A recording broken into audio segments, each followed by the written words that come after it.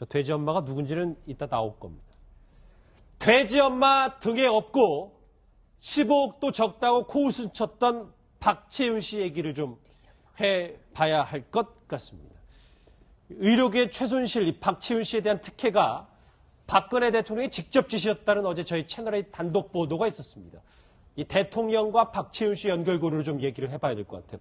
박준 변호사님. 네. 이게 저희가 뭐 중간 안종범 전 수석과 그렇죠. 있었지만 네. 대통령과 직접 연결고리를 찾기 쉽지 않았는데 네. 어제 단독 보도에서는 대통령이 콕 집어서 얘기를 했다고 합니다. 결국은 이제 그러니까 박채윤 씨 부부가 최순실 씨한테 뭐 부탁을 하고 최순실 씨가 대통령한테 얘기를 해서 대통령이 안종범 수석한테 지시를 했다는 거거든요. 그래서 어떤 특혜를 줬기 때문에 그 연결 과정이고 그 연결 과정의 정점에는 대통령의 지시가 있다라는 게 지금 보도된 바고요. 그 과정에서 안종범 전 수석은 약간의 우리 뭐 떡 만지다 보면 떡고물을 좀 묻는다는 것처럼 가방하고 현금을 약간 받았다고. 그렇지만 그거는 내가 받은 게 아니고 아내가 받은 거기 때문에 뇌물은 아니다. 이렇게 얘기한 바가 있습니다. 네, 안 전 수석은 뭐 박 대통령의 지시가 있었고 나는 뇌물 받고 한 일이 아니다 이런 이야기를 하고 싶은 것 같은데 예. 뭐 박 씨가 순수하게 줬다 계속해서 이런 주장을 하기 위해서 저런 논리를 펼치는 걸까요? 그렇죠. 이제 너무나 일이 커지니까 특히 안종범 수석 같은 공무원이 뇌물로 가면은 형량이 뭐 아주 수년으로 간다는 것을 우리가 다 지극히 아는 상식 아니겠습니까? 그래서 이 뇌물만큼은 피하고자 몰랐다라고 해서 또 받은 것도 화장품 수준이었다. 그것도 이제 박채원 씨도 그 안종범 전 수석이 요구해서 한 게 아니라 본인이 직접 자발적으로 이렇게 조그만 선물을 했다라고 이렇게 이제다 지금 덮으려고 말을 지금 좀 바꿔가는 게 아니냐 이렇게 생각이 듭니다. 예. 그래도 대통령이 뭔가 지시를 했고 안종범 전 수석의 얘기가 신빙성이 아예 없다고 볼 수는 없는 거 아닙니까? 고 박사님 어떻게 보세요? 그렇죠. 뭐 안종범 수석이 얘기도 그렇고 또 그 수첩에서도 그런 그 지시사항들이 다 나오고 있는 것 아닙니까? 안종범 수석이 제출한 그 안종범 실록 거기에도 그러한 지시사항들이 나오고 있는 것으로 봐서는 대통령이 박채윤 대표, 김영재 원장 그쪽을 콕 집어서 좀 도와줄라 이렇게 지시를 한 게 틀림없고 그러한 것들이 외국에 이제 그 지시를 했는데 그것이 이행이 잘 안 돼갖고 조원동 수석이 경질냈다는 그런 얘기까지 지금 나오고 있는 그런 상황 아니겠습니까? 예. 그러니까 뭐 안종범 수석은 대통령의 지시사항을 이행하는 하나의 메신저 내지는 집행자에 불과했던 거 아닌가 그런 생각이 들어요. 만약에 그러니까 이게 모든 게 다 대통령 지시였다. 안종범 전 수석의 말이 사실이라면 이 특혜는 없었다던 대통령의 주장은 또 거짓말이 되는 겁니다. 지난 신년 기자회견 때 대통령의 목소리 다시 한번 들어보시죠. 특별히 어떤 데를 뭐 도와주라, 그 회사에 어떤 이득을 줘라 하는 그런 거는 한 적이 없고, 다만 이제 그런 좀 뛰어난 기술을 갖고 있다고 하니 뭐 그런데도 그 길이 있으면 해주고 또 그런 자격이 없으면 또 안 되는 거고요. 또 어떤 회사든지 몸집은 지금 적지만 뭐 실력이 있으면은 뭐 그런 적어도 기회를 얻었는데도 뭐 못하면은 그거는 뭐 그 회사 일이지만 적어도 기회까지도 전혀 갖지를 못한다 하는 거는 이제 그 안타까운 일이다 이렇게 생각을 했고. 네, 이렇게 되면 안 전 수석의 말과 박 대통령의 말이 정면으로 배치가 되는데 누구의 말이 좀 사실에 가깝다 이렇게 볼 수 있을까요? 글쎄요, 그 사실이 뭔지는 우리가 알 수 없는 입장인데 단지 요 콕 집어서 말씀하시는 게 대통령의 특징 아니에요? 그러니까 예를 들어서 뭐 노태강 국장 같은 경우에 이 사람 나쁜 사람이다 콕 집어갖고 오늘날과 같은 상황이 벌어졌을 뿐만 아니라 지금 저기 말씀하시는 거 들어보면 추천을 두루두루 봐가지고 뭐 검증을 거쳐서 사람을 뽑았다 그러지만은 추천 두루두루는 아니고 최순실한테만 추천을 받으신 거 아닙니까? 예. 키친 캐비넷에도 키친에 앉아있던 사람 최순실 하나였고요. 그러니까는 사실은 좀 신뢰가 안 가는 건 사실인데 안종범 수석이 제출했다는 본인이 자의에 의해서 했던 것인지는 모르지만 39개의 수첩의 내용에 대해서 아직 안 나오고 있거든요. 그걸 확인해 봐야 될 것 같고 안종범 수석이 그 박채윤이라는 사람하고 통화할 때 내용을 보면은 왜 뭐 추석 지나도 받겠습니다 하는 그 내용이 안종범이 뇌물을 좋아해서였을 수도 있지만 대통령과 그 박자 여러 가지 추정을 할 수가 있는 거 아닙니까? 예. 저는 솔직히 누가 거짓말을 하는지를 모르겠습니다. 왜냐하면 안종범 수석의 경우에도 애초부터 최순실과 전혀 모른다 그랬는데 나중에 그 기록을 보면 뭐 최 여사 운운하면서 아는 것처럼 얘기를 했고 그래서 둘 다 거짓말을 했는데 누가 더 많이 하느냐를 저한테 물어보시는 게 낫지 않을까 싶은 생각도 듭니다. 그래서 누가 더 낫다는 거예요?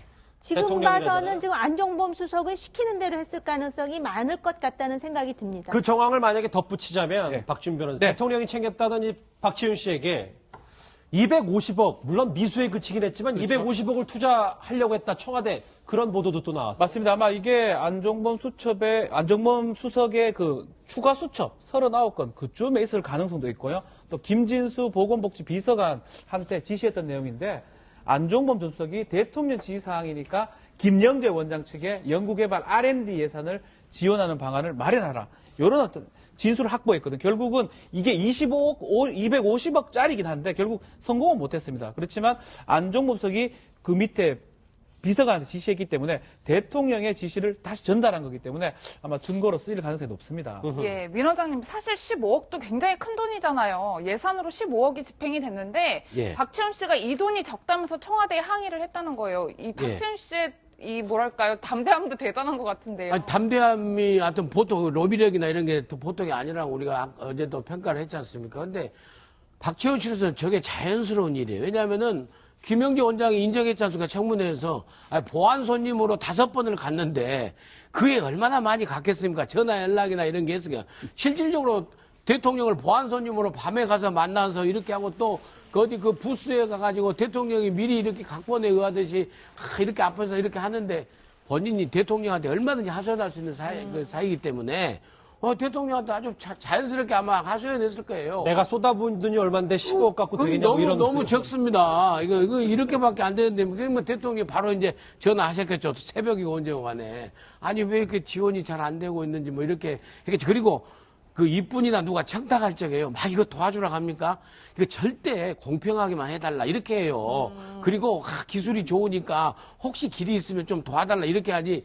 다른 사람 다 제치고 이거 해라. 이렇게 지시하지 않아요. 그렇게 청탁하지도 않고. 그 말씀이 맞아요. 공평하게 해달라 그래놓고 박채윤이한테 억울하지 않도록 공평하게 해달라. 이렇게. 그렇습니다. 예. 누가 그 백을 서서 들어오면은 밀리지 않도록 좀 공평하게 억울하지 않도록 해달라. 다 그렇게 지시합니다. 그래서 15억에 불만 표출한 거고 그럼요. 그러니까 다 본인은 정말로 250억이니까 못하도 한 200억은 오르라고 생각했는데 15억 오니까 이제 좀 엄청 황당했겠죠. 예. 지금 저희가 그냥 김영재 원장 부부가 최순실 씨의 그냥 성형을 맡았던 친했던 비선 의사가 청와대 가서 그러니까 그 뇌물의 연결고리는 최순실 씨가 좀 빠져 있는 걸로 알고 있었는데 저걸 보니까 또 그렇진 않더라고요. 그렇죠. 지금 저 화면에 보는 게 뭐냐면 박준 변호사. 네. 그러니까 저 박채훈 씨 남동생 얘기는 정기양이라는 사람이 오래된 집사 같은 분이 있다면서 그분이 써보면 좋겠다고 하는 대통령이 쓰실 거라고 화장품 2세트를 달라고 했다. 그러니까 이 박채훈 씨가 화장품을 쓸 때 네. 누군가한테 먼저 주고 한번 검사를 받고 올렸다는 거예요. 저는 그게 있는지 몰랐는데 그 사람의 존재가 나오잖아요. 그렇죠. 지금 이 박채원 남동생의 진술에 따르면 오래된 집사 같은 사람이 이제 있는데 그 사람이 이제 쓰고 있다. 뭐 대통령이 쓰기 전에 쓴다. 또 이 사람을 뭐 돼지 엄마라고 또 뭐 그러기도 합니다. 그런데 이 누군지 하여튼 대통령한테 중간에 전달하는 사람이 있다라는 게 중요한 진술로 좀 보입니다. 오래된 돼지 엄마는 고 박사님 저 최순실 씨라는 거잖아요. 최순실 씨가 오래된 돼지 엄마는 맞는데 여기서 말하는 것은 아마 최순실 씨도 있을 수 있고 또 다른 또 아줌마가 또 있는지도 모르겠어요. 기치르 아줌마도 있고 또 아줌마들이 많으니까 예. 아니 근데 그분이 써보고 좋으면 대통령이 쓰실 그러니까. 거라 그랬으니까 그러면 최순실 씨라고 봐야죠. 가능성이 훨씬 높네요. 예. 그러니까 일반인이니까. 대통령에게 화장품을 소개하는데 그거를 이제 대통령이 직접 바로 발라볼 수는 없으니까 돼지 엄마가 먼저 써본다고 했고 그 돼지 엄마가 그러면 이 박채훈 씨와 연결고리도 분명히 최순실 씨다. 그렇죠. 돼지 엄마가 왜 돼지 엄마를 하냐면 강남에 조금 이렇게 자식 교육 많이 하는 그런 우리 좀 안 좋은 의미로 돼지 엄마라 그러기 때문에 아마 추측컨대 이 별명이 돼지 엄마라면 최순실 씨일 가능성이 좀 크지 않을까. 그래서 그런 과정에 박채훈하고 대통령의 중간 연결고리가 최순실 씨라는 어떤 그런 박지원 남동생 증언이 그런 의미가 있는 상황인 것 같아요. 결국은 최순실 씨가 중간에서 대통령한테 얘기를 해서 특혜라든지 지시를 할 수 있는 그런 상황으로 그림이 좀 그려지는 것 같습니다. 그래서 돼지 엄마를 등에 업고 저희 주제처럼 15억에도 대담하게 코웃음을 쳤는지 모르겠는데 실제로 이 정기양 자문이라고 있잖아요. 지난해 청문회에서 이 대통령에게 화장품을 전달한 사실을 인정했습니다. 당시 정기양 자문위의 목소리 한번 같이 들어보시죠. 대통령에게 J 플러스 화장품을 사용하라 그런 얘기를 한 적이 있습니까? 아니요, 없습니다. 대통령께서 이 화장품을 사용한 거는 맞죠? 제가 그 대통령께 한 번을 전달드린 적은 있습니다. 그걸 그 김영재 원장께서 저한테 선물로 좀 주셔가지고 제가 주치의로 있을 때 뭐 보습제 같은 거 이런 거 좀 갖다 드리면서 그것도 한 번 전달해드린 적은 있습니다. J 그렇지만 플러스 그거에 대해서 전혀 설명을 드리거나 그런 적은 없습니다. 네, 그런데 진짜 문제는 이 돼지 엄마도 쓴 것으로 알려졌고 박 대통령도 쓴 것으로 알려진 이 화장품이 청와대에 들어간 이후부터는 뭐 설설물로 지정되는 등 각종 특혜를 받았다는 거잖아요. 아, 그렇죠. 그러니까 그게 엄청난 특혜라고 제가 지난번에도 이렇게 말씀드렸었는데요. 그러니까 청와대에서 이제 설 선물로 이렇게 쓰면은 지금은 이제 그 일단 외교부에 그 갔다는 거 아니에요. 그래서 외교부들한테서 아, 대통령도 쓰시는 거다. 그러니까는 그러면 외교부에 외교관 부인들 또 다른 나라의 그 주한 뭐 또 주재국의 외교관 부인들에게 전부 다 또 이렇게 하면서 충분히 이렇게 쓰면서 이제 유명세를 타기 시작하지 않습니까? 그러면은 또 대통령의 백에 유명세 타면은 면세점 입점하기가 또 쉬워지겠죠. 면세점 입점이 지금 하늘의 별 따기 아닙니까?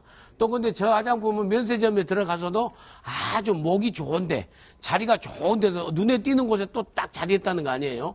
거기다 그렇게 가가지고 이 엄청난 혜택을 갖다 부가적으로 이렇게 보게 되는 그런 효과를 굉장히 누린 것 같습니다. 그저 중간에 저것도 저 면세점 입점, 설 선물, 화장품 같은 것도 저거 돼지 엄마가 다 발라보고 저 얘기를 한 걸 거 아니에요? 지금 네. 돌아가는 분위기가. 네, 지금 뭐 그런 사실을 특검에서 지금 확인하고 있는 것 같습니다. 근데 저것의 중요한 내용은 결국 의료농단이 저런 식으로 해갖고 그렇죠. 확대됐다라는 것이죠. 그래서 정말 경호실에서 그 보안 손님과 관련해서 또는 그 청와대 관저에 출입하는 사람과 관련해가지고 굉장히 용의 주도한 경호의 그런 어떤 역할을 해야 했음에도 불구하고 저 사람들은 다 프리 패스로 해가지고 부부가 뭐 5번을 들어가고 지금 시술을 했는 것인가 안 했는 것인가 가지고 여전히 논란이 되고 있는 거 아닙니까? 근데 지금 자문위로 되어 있는 정기양이라는 사람은 제가 알기로는 모 대학병원의 피부과 의사로 알고 있는데 예. 지금 보면은 저 최순실 그리고 김영재 부부뿐만이 아니라 뭐 정기양, 서창석하고 그 소위